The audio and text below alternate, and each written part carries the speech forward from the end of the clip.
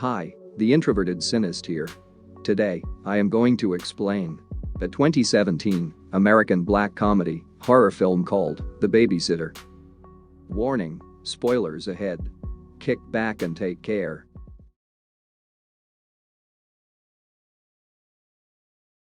The movie begins with the introduction of Cole, a timid preteen, like any kid, becomes apprehensive while getting his flu shot.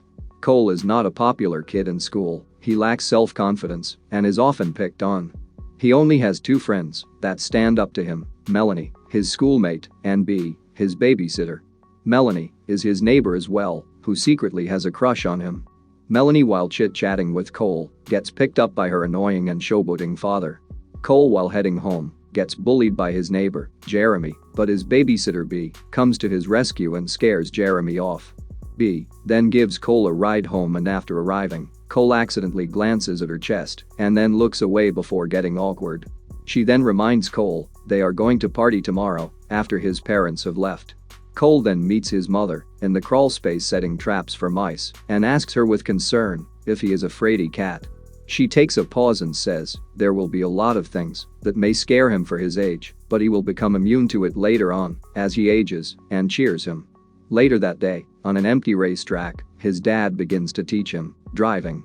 But Cole becomes on edge behind the wheel and says he is not sure and postpones it. In response, Dad comforts him by saying it is okay to be scared and it is not a big deal, and heads home. In the bus, Cole has an open conversation regarding his parents' love-making. Melanie now theorizes about B sneaking boys to his place and having intercourse often while he is asleep and advises him to stay up. Cole becomes curious and accepts. The following day, the parents get ready for their overnight stay at a hotel and informs Cole the ground rules on behalf of B. Before leaving, the parents advise him to avoid having an exertion due to the flu shot. Ironically, the pair do dirty dancing, has fun in the pool, and reenacts movie dialogues. Later, B offers him some liquor to drink, but he secretly pours it out when she is not looking and sends him off to bed. After 11:30, Cole hears the doorbell and is encouraged by Melanie through a series of messages to inquire on what's happening. He then sneaks around witnessing B and several of her high school friends playing a game of truth or dare formatted as a game of spin the bottle. After a couple of rounds, Max dares B to kiss everyone present. The scene then gets hot and heavy with Allison, and then finally, B approaches a shy and innocent Samuel for the kiss and assures him to relax and trust her. After the kiss, feeling elated, she then suddenly pulls two daggers from behind and stabs him in the skull, simultaneously informing he is helping fulfill a great purpose. The others now collect Samuel's blood, revealing themselves to be members of a demonic cult. They now open a case with a book and decides to get Cole's blood next for the ritual. Meanwhile, Cole, now transfixed and paranoid, rushes to his room panting and calls 911, informing the situation, and then puts on his shoes and finds his pocket knife.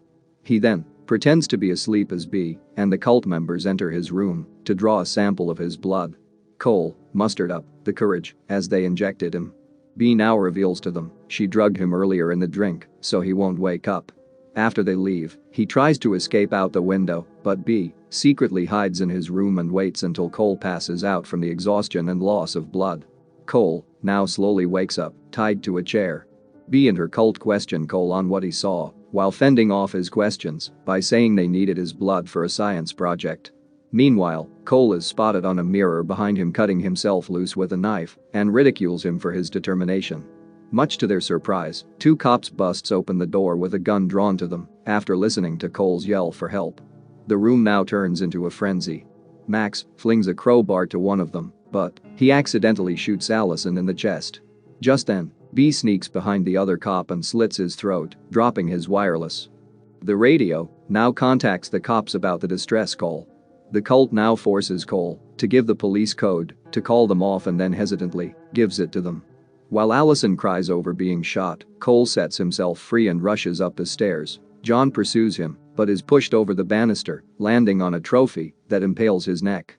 Cole, now pursued by Max, escapes out his bedroom window and hides in the garage, where he gets hold of a bug spray, blanket, lighter and other tools. He then later inconspicuously gets inside the crawl space under his house and hides in the blanket. Although Sonia finds him, He then ignites a firework rocket, but misses. Fortunately, she gets her hand in the rat traps, buying Cole some time to escape the basement, and then drills her inside. He then uses bug spray on her face, reacting the rocket to explode, killing her. Cole gets catapulted and with great haste, tries to get up. After showing appreciation for Cole's ingenuity and urging him to start standing up for himself, Max chases Cole up into a treehouse. Max now surrounds the treehouse and quietly climbs the tree with a rope swing, getting behind Cole. Max now accidentally steps on a weak plank, falling from the treehouse and gets hanged by the rope swing. Cole escapes to Melanie's house, but B gets hold of the cop's shotgun and follows him. While hiding in a room, Cole apologizes to Melanie for dragging her into this disaster and assures her he is going to take care of things. He asks Melanie to call the police, then she kisses Cole before he leaves. Cole now hollers at B and returns to his house to find Allison pretending to be dead. Before she can stab Cole with a kitchen knife, B kills her with the shotgun, telling Cole Allison was vexatious. Cole now grabs the spell book and threatens to ignite it unless she gives him answers as to what the book is about. B now explains to Cole she was once insecure like him until she made a deal with the devil to get whatever she wanted by sacrificing innocent people and spilling their blood on an ancient book while reciting its verses. Since then, she has been traveling from town to town, preying on young boys like him. Although she offers to let him join her cult, Cole, now dispirited, refuses and burns the spell book. B, now frantic, chases out Cole and rushes to extinguish the fire. Cole now receives the flashback of all the empowering points his dad, mom and even B has told him and internalizes them.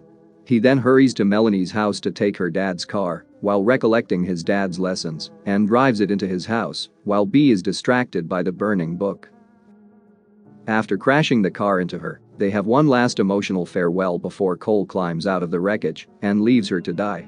As the police and emergency crew arrive, afterwards, Cole is joined by Melanie, then gives him a kiss and is summoned by her dad, who is now extremely upset with his car. The parents now expeditiously show up and checks on Cole. He then tells them he no longer needs a babysitter.